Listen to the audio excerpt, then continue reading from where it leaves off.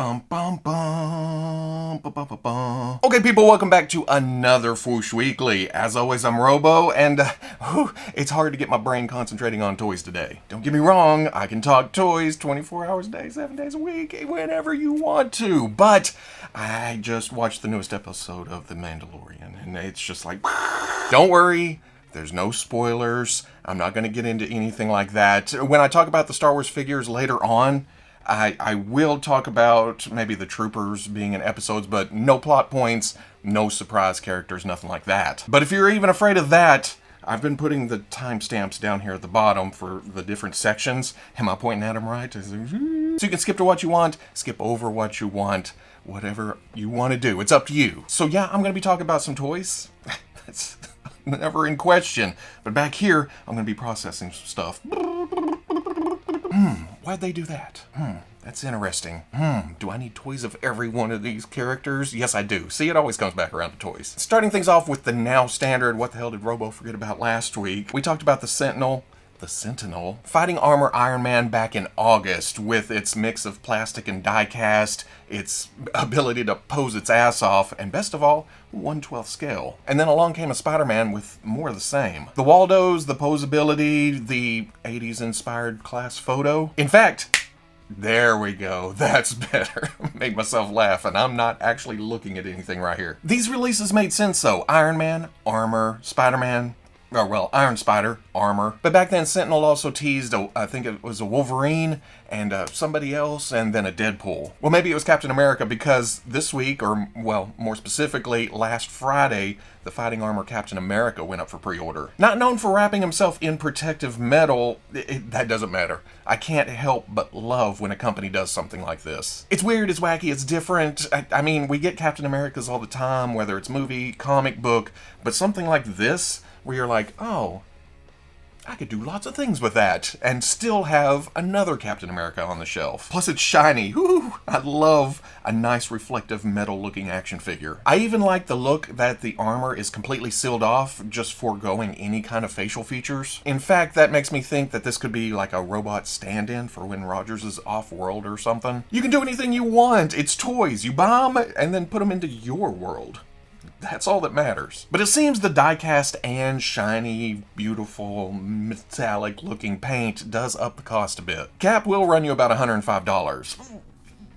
And then should release April of 2021. We did talk about the tease for the Storm Collectibles Golden Axe Death Adder last week, but it wasn't until people started commenting about the missing cuts for the elbows and the biceps and the abs that I thought, is that a prototype? But now we have the full solicitation, and it is, in fact, seamless joints on the figure. At least in places, like those elbows, that bicep, the knees. And I'm not sure how I feel about that. The biggie seems to be that it doesn't match the aesthetic of Axe Battler, who has all the right joints in all the right places. Why change that now? Plus, you look at the pictures, and they don't really utilize those joints. It's essentially, oh, here we go, Flip side of that coin, though, I have nothing against a company experimenting or trying new things. I think I did see somebody post about Storm doing a 1/6 line that does have seamless joints, but I don't know 1/6 toys. So they may be doing that here because of the size of the figure. It is 10 inches tall, and we all know, in our brain, how big 10 inches tall, but it's not until I saw this picture that I thought, holy shit, that thing's 10 inches tall. A lot of people already have the skeletons in hand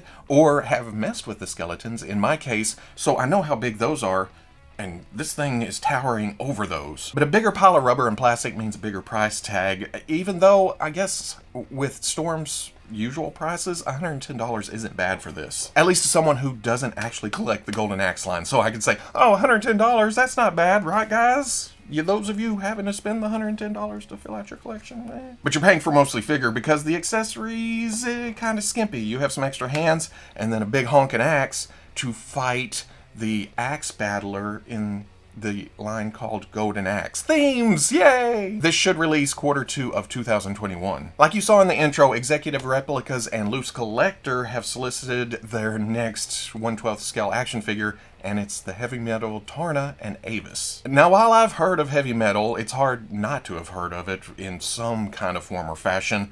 I haven't actually watched the movie. Oh, big surprise. Robo don't know something. But I have laid hands upon a test shot for LooseCollector's upcoming Lady Death, and it is just a It's a nice, smooth, sturdy female action figure. And this looks like more the same. But it's Avis that catches my eye just because I like putting oddball creatures on the shelf. And while it's not packed with articulation, it does have a presence, and with those piercing eyes from the awesome paint job on top of it, making it a bit realistic, that's going to be hard to pass up. It is $100, and we're talking about some expensive toys today, but it doesn't seem too bad for a deluxe 2-pack of a warrior woman and then a giant naked turkey. On top of it being a smaller company like LooseCollector. And that should ship out next summer. But speaking of release dates and going back to Lady Death, LooseCollector has posted a video saying she will release in January. You can watch that video right here, or well, if I remember to put it right here, but he does talk about looking forward to more figures in 2021 from Coffin Comics like Hell Witch and La Muerta, and a female vampire,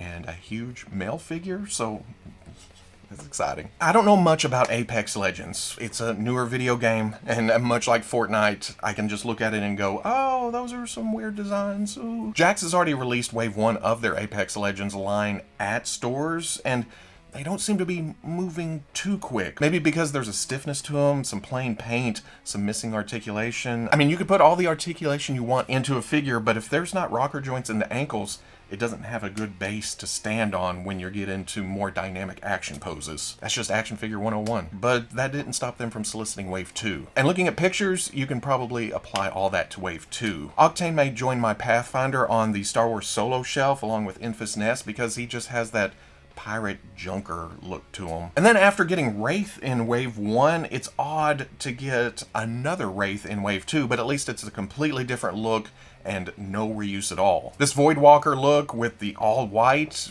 topped off with some, oh, I love me some shiny metal. And purple you don't see as often as other colors, so I also thought Revenant was a repaint of Pathfinder at first when pictures flashed across my screen, but nope, it's an all-new sculpt too. And this may be my favorite here. Again, you can use the body as some kind of junk robot or Ultron's minions in an Avengers display, but when I saw pictures of the alternate hands, it almost looks like Lady Deathstrike had all her musculature and skin burned off, and now she's just full-on Reaver cyborg.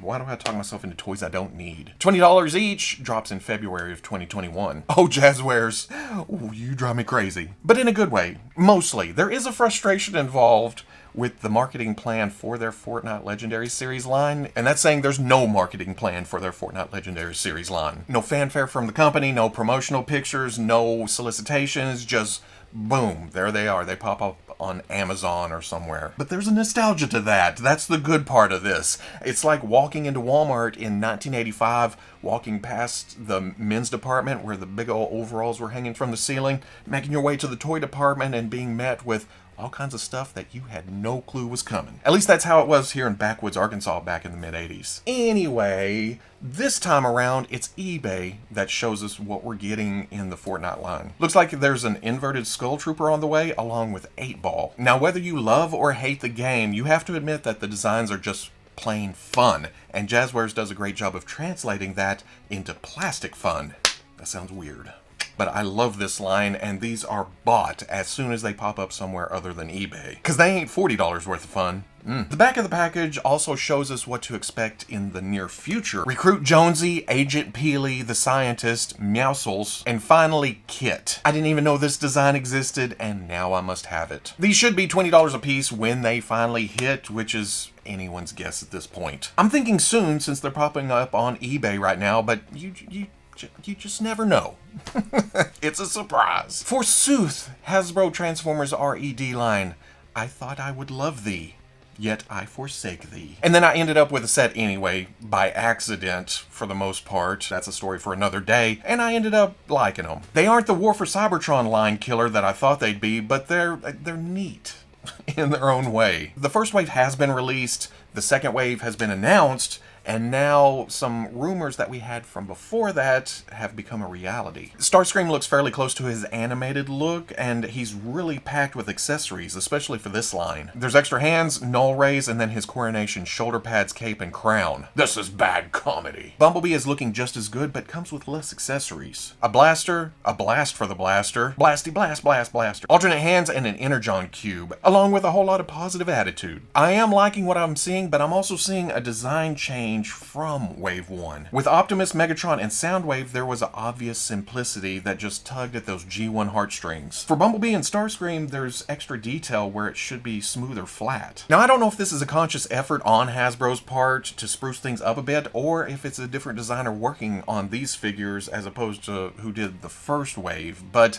it is an obvious aesthetic change. The more I think about it, the less it bothers me, probably because I'm not as invested in this line as I am the War for Cybertron line. What would be a deal breaker, though, is if Bumblebee is the same height as all the rest of the G1 characters. He's the determining factor when it comes to scale. All the rest of them, Soundwave, Megatron, Optimus, Starscream, I'm okay with those being about the same height. Bumblebee needs to be smaller. But at $20 a pop, it's not really that much of a risk either, so the listings are on the Walmart site, which don't really fill anybody with confidence, but those went live this morning, well, Friday morning. So get on it if you want these. Hasbro heard my sadness a few weeks ago and have been spoiling me with some Star Wars offerings since then. Something old, something new, something reissued, something blue. For some reason, on Mandalorian Monday, Target offered up the old exclusive set with Hoth Han and Hoth Leia. From a collection standpoint, this is probably my favorite versions of each of these characters from Empire Strikes Back. I prefer the brown coat on Han, and the photo reel is, well, it's not as good as Bespin Han, but it's way, way, way better than the blue jacket Han that came with the Tauntaun. And then for Leia, the size, the sculpt, the likeness, it's one of the better figures in the line. But if you've been collecting a little bit, this Leia came in this set originally, then there was the red box standard line release, and then a vintage card. And then Han in a brown jacket will be available right around the corner in the next archive wave, but with the hood instead of the soft goods. But that's still not a bad thing. If you don't need them, you can just pass on by. I'm just pointing out it's kind of odd. Or maybe this is leftover stock from somewhere that Target got a hold of because it went up for pre-order and available to ship this week, so they were already made. Who knows? I'm just throwing it out there. Onto something reissued, hot on the heels of the wave with Cody and Hoth Han, Hoth Luke, and Thrawn. This week, online retailers put up solicitations for the next archive wave. And like we talked about last week with characters like Cody and Troopers, they don't really reap the benefits of photo real that we usually see in this line, but it's not a bad thing to get army builders back out there. Maybe you didn't grab enough Death Troopers the first time around, and Rogue One's been a few years now. And wasn't the Tank Driver an exclusive the first time around? Was it Toys R Us? Well, Toys R Us. I will remember you. The Shore Trooper is probably my second favorite trooper design, right behind the original trilogy Stormtrooper, so again, gimme, gimme, gimme. And then finally, who doesn't love a whole bunch of Tusken Raiders? Some sand people all lined up single file to hide their numbers. But the thing some people are missing is that at least 3 out of the 4 here have appeared in Mandalorian, and that's just a good thing. That's just kicking up interest in Star Wars in general. The Death Trooper was with Moff Gideon at the end of Season 1. The Tusken Raiders were helping out the Mandalorian at the first of Season 2. The Shore Troopers were in last week's episode. And hell, most of them looked exactly like this. Not the squad leader, not the captain, the Grunt. And while I can't say the Tank Driver has shown up anywhere in The Mandalorian, that helmet looks familiar, right? Again, going back to the last episode. Maybe in some drab green? Bottom line, it's a quick, easy way for Hasbro to go, hey, kids, you like Mandalorian? Here's something else for your shelf. Or this is for those who missed them, or want to build up their army some more, or if you don't need them, just ignore them. They're not in the main line. This is an offshoot line. You don't need them to complete the collection or anything. Win, win, win, win, win. $22 a piece, scheduled for April. And then finally, how can you go wrong with an established animated character showing up in The Mandalorian? You can't. I love it when Hasbro can debut an action figure so close to that character showing up in any form of media. Seeing the prototype for Bo-Katan, I know it's not the same as getting the Heavy Mandalorian the same week the Heavy Mandalorian showed up on The Mandalorian. It's still awesome to see how accurate the prototype is to the show. I do have a small gripe about how bright the red is on the belt and the hair. I feel like it should be like a deeper, darker, browner, leathery looking red, but at the same time, Everything looks so awesome. I can throw some paint on there. It's a $20 action figure. We're not fixing Mafex or SH Figure Arts here. But another fine addition to the Mando display, or wherever else you want to put her. According to Dorkside Toys, Bo-Katan comes two to a case along with 2 Bad Batch Hunters, 1 Bad Batch Crosshair, 1 Asajj Ventress, and a yet unnamed figure who will also have 2 in the case. Rumor and speculation, which I don't really like getting into because things can change. And then I'm just like, well, that's what I heard. But they do say it's Aura Singh. And I am completely behind that rumor. I need an Aura Singh. Need. But for Bo-Katan and the other characters we know for sure are coming in this case, $22 a piece should hit in April. Or if things keep going like they are, next week. Because who the hell knows? I didn't get my Jar Jar from polls. And that's it for this week. Maybe. If I miss anything, we'll swing back around next week. Talk some more about that. Even though next Friday is Christmas, I'll probably record Thursday night or something a little bit early. But the weekly will post on schedule. Friday on Patreon, Saturday on the main channel. If you need a better look at any of these pictures without me all in front of them, I'll be posting all of that, plus links to pre-orders, more information on the Fwoosh front page tomorrow at noon, Saturday at noon. You know what I'm talking about. And oh, I can't stop thinking about it. Mandalorian, even talking about Bo-Katan, I'm thinking, oh, I need a figure of him and her and her and him and then him, but which look? Him from season 1 or him from this season when he's in that outfit when they go in? And if they do that, can they make 2 heads for whenever the helmets come off? Yeah. And how about him? I need him in his first appearance from early in the season, and then when he came back and he's in, takes it back, and then right after that, I need another figure of him in his cleaned up look. So many figures from Mandalorian. I could go on. Hey. Is that a Fwoosh 5 just waiting to happen? Oh. Maybe we'll wait till next year when it's not so spoilerific. But just know this. Hasbro. Come here. Just come here. I will buy every Star Wars figure you want to give me from The Mandalorian. You got a winner. Keep going. Plus whatever else you want to give me.